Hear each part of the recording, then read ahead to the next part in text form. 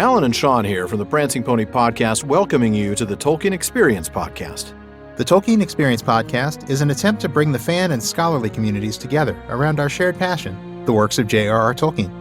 Each episode features a notable scholar or member of the fan community sharing their Tolkien experience.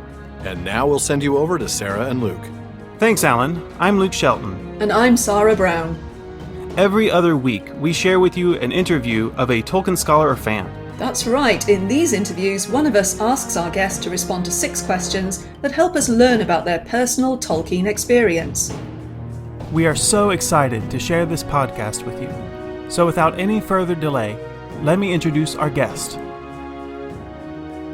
For this episode, I was able to talk with Megan Fontenot.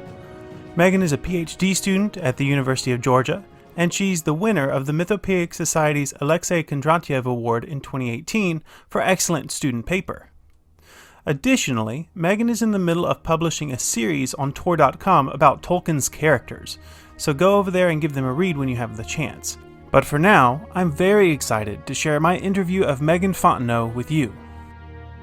Okay, Megan, so let's go ahead and start with our first question. How were you introduced to Tolkien's work? So this is always a fun story I like to tell. My parents were very dedicated to making sure their children experienced great literature. So growing up, my siblings and I were constantly surrounded by books. Most of us learned to read early. My mom would read to us during the day.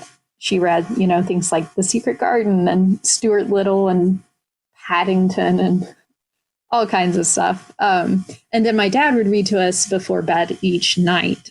So by the time I was 6 or 7, he had actually read us the entire Narnia series, The Hobbit, and The Lord of the Rings. And after that, I think he began the Redwall series, if I'm not mistaken. So I was introduced to Tolkien very early and absolutely loved it. And looking back, I think it may be surprising that, an 8-year-old, a 6-year-old, and a 4-year-old could sit through such long books. But I think by that point we were already so invested in stories as an integral part of our life that we didn't even question it.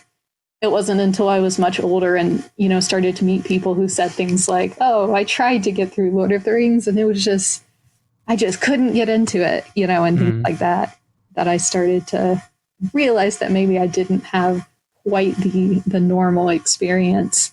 But I was especially invested in them. And I would go about my days, living as my favorite characters in all of the stories that were being read to me at the time. So, I hardly lived a day as myself. I was always Frodo or Dickon from The Secret Garden, Susan from Narnia. I didn't actually come back to Tolkien until I was a teenager, though. And by that point, I only had very vague memories of The Lord of the Rings in particular. I remembered The Hobbit better. But The Lord of the Rings, I pretty much just remembered my dad's really excellent and terrifying Gollum voice. And also I had a vague and incorrect memory or idea that Frodo had been killed by Shelob. So I didn't actually remember that he wasn't dead, which was very surprising when I got to that point. Yeah, it sounds like, well, first off, I think it's just wonderful that both of your parents read to you so often. That's sounds like it would have been a great childhood. It really was. And I do think it's very much responsible for the fact that I'm now getting, a PhD in literature. Start 'em young, I suppose. Exactly. So when you went back and reread The Lord of the Rings, did you find yourself kind of reliving some of your earlier readings? So you said you didn't remember that Frodo lived, but did you remember other things kind of as you got to them, and what really sparked that second reading with you? I think I started to remember the characters, I think, most of all, when I went back and reread it. I started to, as I got into it, it was like, oh, yes, Merry and Pippin, they were so fun. And Gandalf is like so intimidating, but also just super cool. And one like weird small detail, I remembered that Tolkien mentioned multiple times Legolas's long hands. And I don't know why that detail stuck out to me, but I remember it being very familiar when I came back to it. But I actually came back to it because of my older brother, who had recently also read it again. And at that time, I was very much obsessed with Celtic stuff. And he told me, which obviously now as a Tolkien scholar, I've come to know more about that and question it. But he was like, oh, it's super Celtic. You'll love it. And so I was like, okay, I trust his recommendations.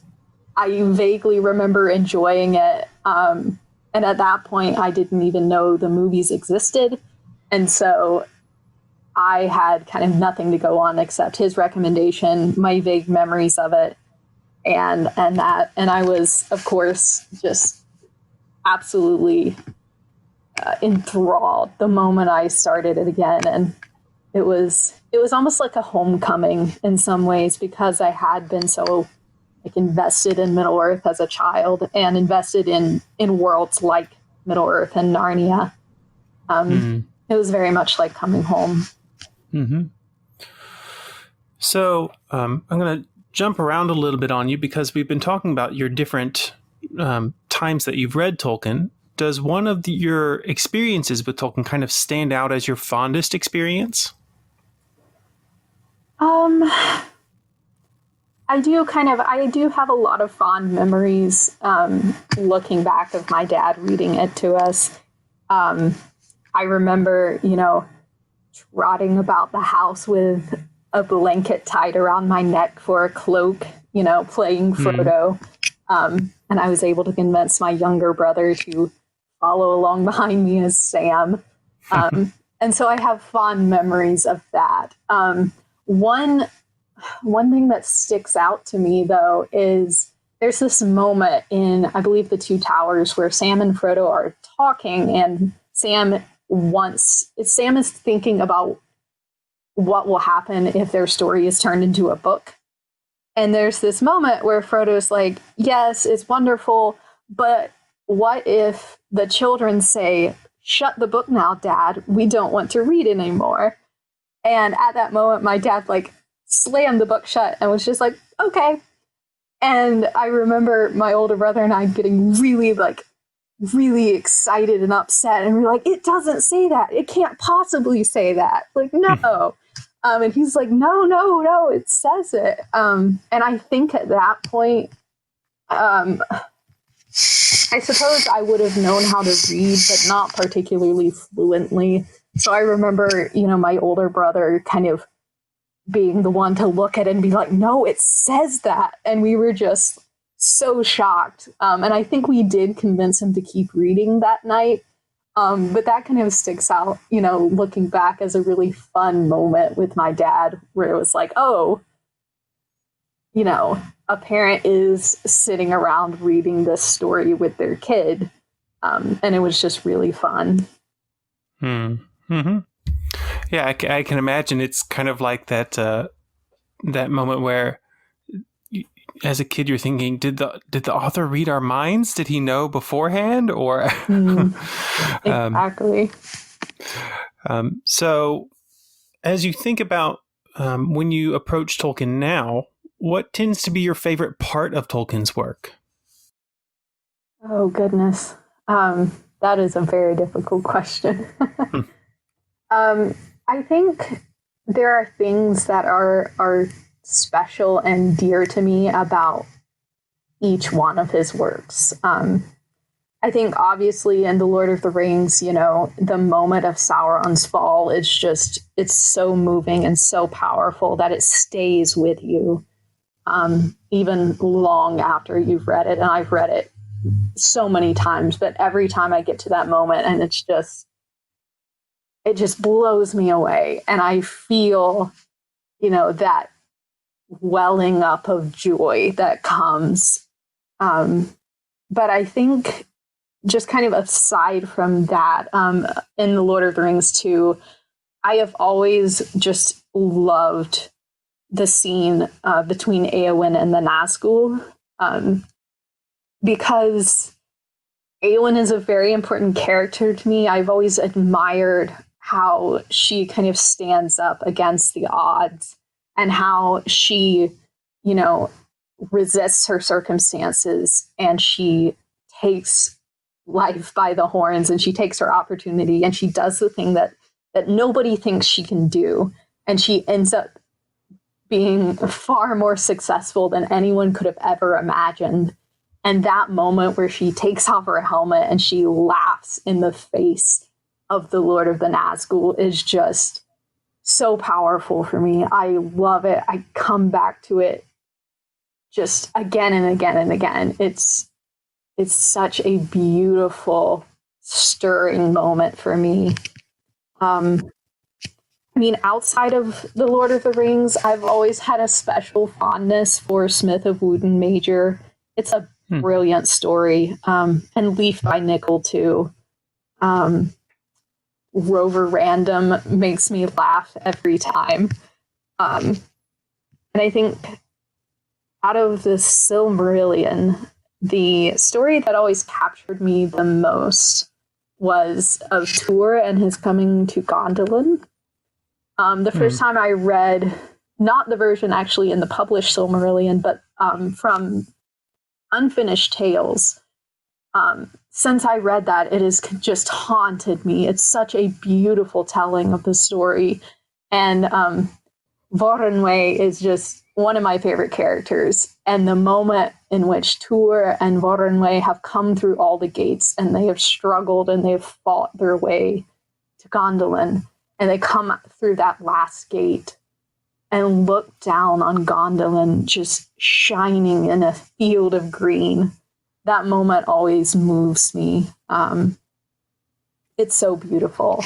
And I think what ties all of these things together for me is the beauty and the power of Tolkien's language. So as a writer, I personally am very attuned to how words sound together, how phrases hang together, and how they create an image in my mind. I was never, for an English major, I was never particularly good at or interested in grammar. But certain words and phrases just feel right to me. And so when I read Tolkien, there's just something about the way the words hang together that is so moving. And if you look at certain phrases, like, so the first sentence of the chapter Helm's Deep, the sun was already westering as they rode from Edoras, and the light of it was in their eyes, turning all the rolling fields of Rohan into a golden haze. It's such a beautiful, beautiful sentence. And, there are others, like from Tolkien's Beowulf, the serpent crooked coiling. His imagery and his language is so alive and so evocative and so full of imagery that it astonishes me every time I pick up one of his works. It reminds me, I always, when I tutor these days, and when I'm tutoring, I always try to connect with students in their writing about, there's this thing that happens sometimes when you're writing a paper and suddenly you write a really good sentence and you just stop and you go, oh, that's a good sentence. That's a really, really good sentence. I like that one. And there are just certain authors who can hit that mark for readers more often than not. Actually, I love to quote C.S. Lewis's Till We Have Faces, In that book, you have the fox who's tutoring, funnily enough, and I'm gonna misquote, but he says something along the lines of, "To say what you really mean, the whole of it, nothing more or less or other than what you really mean, is the whole art and joy of words." And when I read that, I was like, this is actually why I love Tolkien, because he does hit that resonance with me so often with his word choice and the way he constructs sentences and things like that. So yeah, I really resonate with your experience there of just, there are times reading through the book where you just pause and you go, that was such a good sentence. Absolutely. I totally agree with you. There's something arresting about Tolkien's language that at certain points you have to just stop and pause and take it in because it's so powerful. So do you feel like the way that you've approached Tolkien's work has changed over time? Absolutely. When I first came to Tolkien, I was very much just an obsessed fan, and I am still very much an obsessed fan. That has not changed. But I wrote my first scholarly work on Tolkien. I was actually a junior in high school, and I was taking college composition through dual enrollment. So it would have been, I think, my senior year of high school. And I wrote my first scholarly work on Tolkien, and I was actually looking at it the other day. And what I realized is that then I had no clue what was in store for me. I looked at my works cited page and I was like, oh, you poor dear. There are like 5 works of Tolkien scholarship on there. And I had no clue the world that was waiting for me. I had no clue where that journey would take me. Because by the time I was, a junior in college, I was presenting on Tolkien at conferences. And I was starting to realize that I loved research and I loved academic writing and publishing and speaking. And I loved seeing the looks of excitement and recognition on people's faces when I talked about Tolkien. And that was just really motivating for me. But I think the biggest thing that has changed in my approach to Tolkien is that as I have come to love and appreciate his work more, I have also become more able to actually be critical of it. I have developed, I guess, an ability to look at Tolkien's work and be like, it's not perfect. There are things that could have been better. There are things that don't quite hit the mark. And I think that is a very healthy way to respond to something that you love. It's dangerous to approach things you love blinded and to just assume that they are all perfection with no flaws. I mean, Tolkien himself didn't think his work was perfect. And it seems kind of odd that we should feel like we have to think it's perfect or we aren't good fans somehow. So I think one thing that I've learned over the years is that I can write things about Tolkien and admit that sometimes things don't make sense, or sometimes, his drafts are super messy and we don't know what he meant. And we can dig through pages and pages and pages and never find the answers we want or need because he was constantly changing things right up until the month before he died. And so I think that has been a valuable learning experience for me, kind of coming to a more honest appreciation. But it hasn't changed my love for Tolkien. It hasn't changed my appreciation for his genius, because I do think he was a genius. In fact, I think being able to kind of recognize the reality of his work has made me appreciate it even more. because he created something beautiful. And he was just a human who made mistakes just like the rest of us. He had to write draft upon draft upon draft, just like I do when I write things. And that is a supremely comforting thought. So it's really interesting that you wrote your first essay on Tolkien back when you were in high school, because funnily enough, I did the exact same thing. It was supposed to be like an 8-page research paper, and I went to the teacher and said, I'm going to have more than that. Is that okay?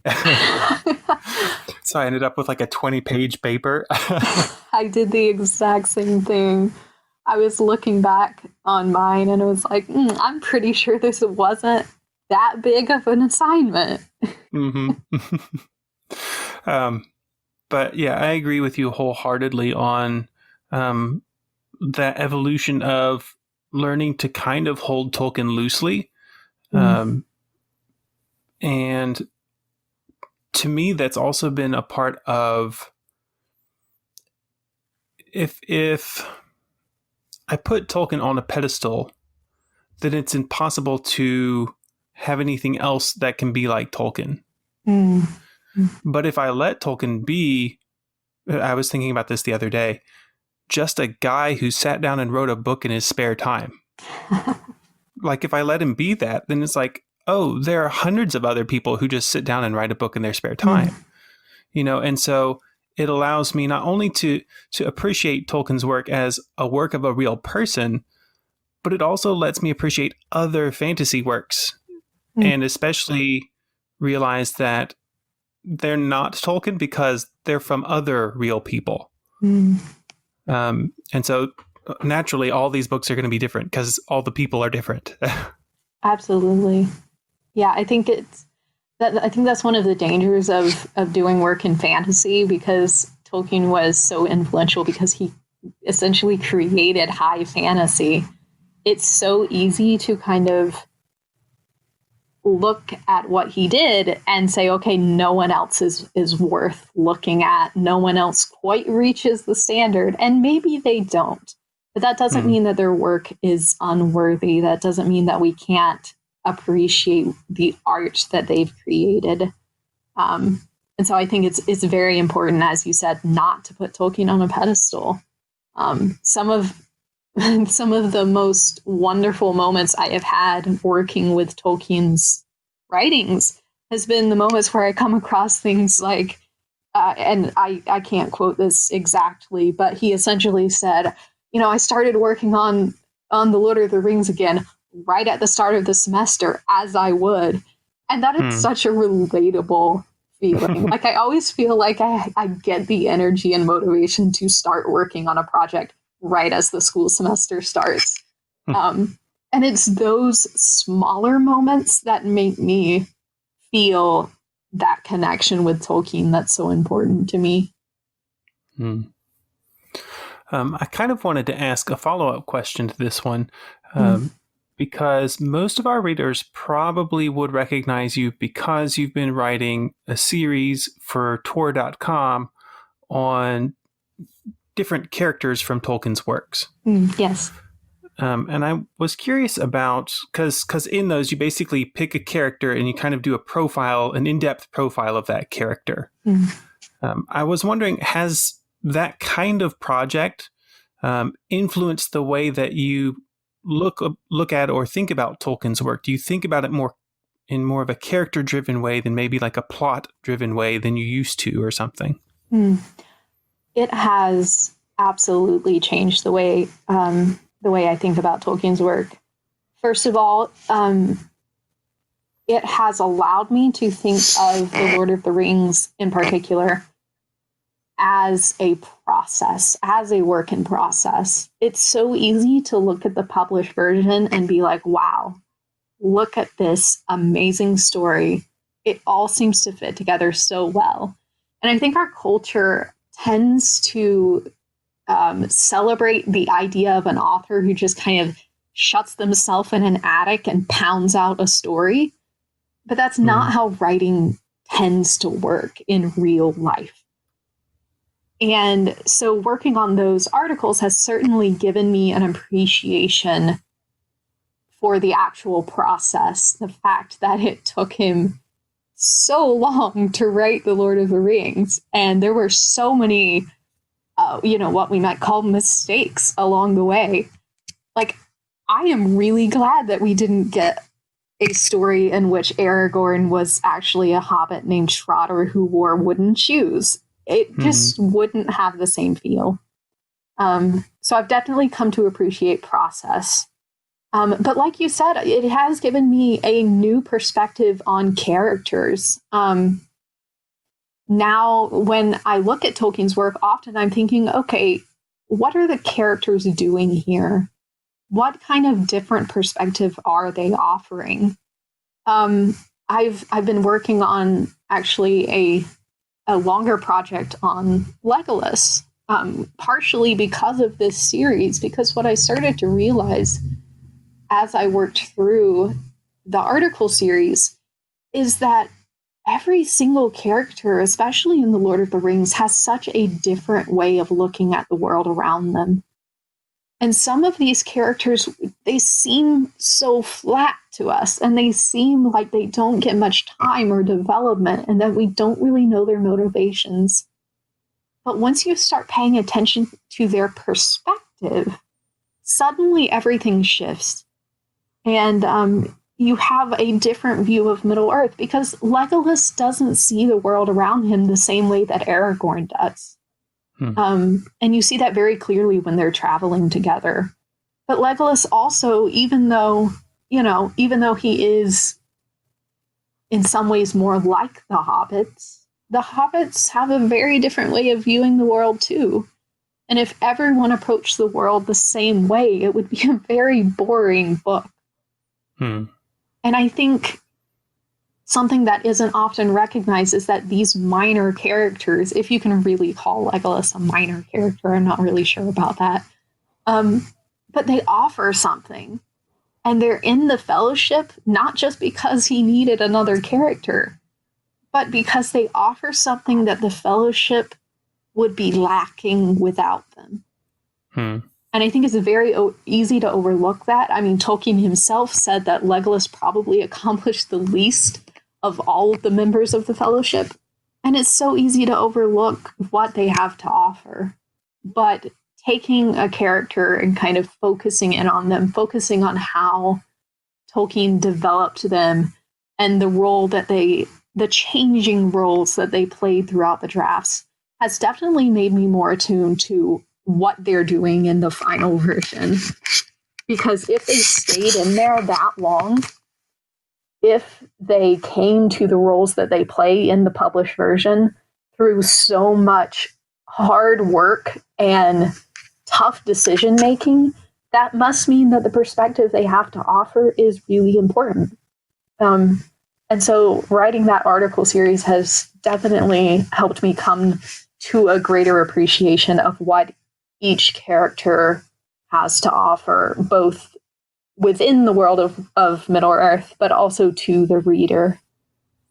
Yeah, thank you so much for sharing that. It's given me a lot to think about for my next reading. So the last question I normally ask for my text-based project is, would you ever recommend Tolkien's work, and why or why not? Absolutely. I recommend Tolkien all the time. I think there are some caveats to that, of course. Tolkien isn't for everyone. I sometimes, caution people who maybe haven't read such a long book before. It can be a challenge. It can be daunting at times. Some people get really annoyed with all the landscape descriptions. It's not for everyone. And I think it's important to acknowledge that and not just assume that people who don't care for Tolkien are just dumb idiots who don't get it. It's not for everyone, but I do think that The Lord of the Rings in particular, I'm going to say, because it is kind of his magnum opus in a sense, since it is the major work that was finished. The Lord of the Rings has such powerful messages for readers right up to today. We need more stories like The Lord of the Rings, which are about friendship and loyalty and facing down the darkness. And maybe you're afraid, maybe you're terrified, maybe you don't see a way out, but you still stand up and you still keep walking forward. And that is a really important message, especially in the times that we're living in today. I think where things can seem so uncertain and scary when, we're in the midst of quarantine and isolation and we don't feel like we have those connections that have sustained us throughout our lives. Stories like Tolkien's can be so powerful because, they teach us important lessons about how to live as good people, how to have hope when everything seems dark, how to reach out a helping hand to others, how to care for people, how to love people. That's one of the things I've always appreciated about Lord of the Rings is how genuinely the characters care for each other and they're willing to show it. They're not awkward about it. They don't hide it. It's just right out there in the open. And, if you look at a character like Merry, who just seems to instinctively know what his friends need, and he's ready and waiting for them ahead of time to provide it. Like that is an inspiring example. And I think Tolkien's work has a lot of those moments and a lot of those characters who can give us inspiration and hope when we might not feel like we have it elsewhere. Yeah, I think that's really well said. I think that certainly rereading the work, because I'm rereading it with a student now, that student has really grabbed onto those themes that you mentioned of hope in darkness and the ability to persevere when things don't seem hopeful in a lot of ways. And this student is like 12. So I completely agree. It still resonates very much in our current circumstances. So for our last question, I just wanted to ask, what are you working on right now that our listeners can read or listen to or experience? What projects with Tolkien do you have going on? Yeah. Well, as you mentioned before, I do have my series with Tor, and that is approximately bi-weekly. There have been some weeks here and there where I've had to kind of put things on pause because it turns out school is busy and teaching is busy and life is busy. But they are approximately bi-weekly, and so you can kind of keep an eye out for those. They will keep coming. And I really love doing them. So that's kind of a fun project. I'm also kind of working on some longer projects, which hopefully will eventually make their way to the light, to the public. That's always, as you know, you never quite can predict how those things will go. But as I mentioned earlier, I am working on a longer project kind of focused on Legolas and his perspective in the Lord of the Rings. And I also have one that is developing out of a conference paper that looks at the kind of three versions of the downfall of Sauron that we get. So from Frodo and Sam actually on Mount Doom, from the captains of the West before the Black Gate, and then the third, which is Faramir and Eowyn as they stand on the walls of Minas Tirith. And so I'm working on a project that looks at the similarities and differences between those perspectives. And I'm hoping to do something eventually with that. I would love to get it published through an open access source so that whoever wants to read it would have access to that. So those are kind of the main things I'm working on right now. Obviously, more projects will keep coming. I'm always on the lookout for more opportunities. Well, thank you so much for being here. And I have to just kind of put in a quick plug for you with our listeners that having had the privilege of sitting in one of your conference papers, and I think that one actually won the what is it, Alexei Kondratev Student Award for the Mythopoeic Society? It did, yes. Yeah. You are a fantastic scholar, and we will make sure to put links to your publications whenever they come up, just because always well worth the read of your work. Well, thank you so much. It's very kind of you. Well, thank you so much for sharing your experience with us today. It's been a privilege having you. Absolutely, Luke. I'm happy to be here, and thank you so much for the invitation. It's been phenomenal. We are so thankful that we have such gracious scholars and fans who want to share their Tolkien experience with us and with you. We have a lot of fun making these podcasts. So much fun. It's always exciting to talk to fans and scholars about their Tolkien experience. If you want to know more about the ways to connect with this episode's guest that they mentioned in this interview, we provide show notes at tolkienexperience.com. Also, don't forget to follow the podcast on your favourite social media sites. That's right. We're on Facebook as Tolkien Experience, and also on Twitter as @TolkienEXP. So don't forget to like, follow, share, and comment, because we love interacting with you just as much as we enjoy talking with our guests. You can also follow our personal Twitter accounts. I am @LukeB.Shelton. You can also look for me on Twitter, where I am @AaronLPalmadill. You can find the podcast on all major podcast services, including Apple, Stitcher, and YouTube.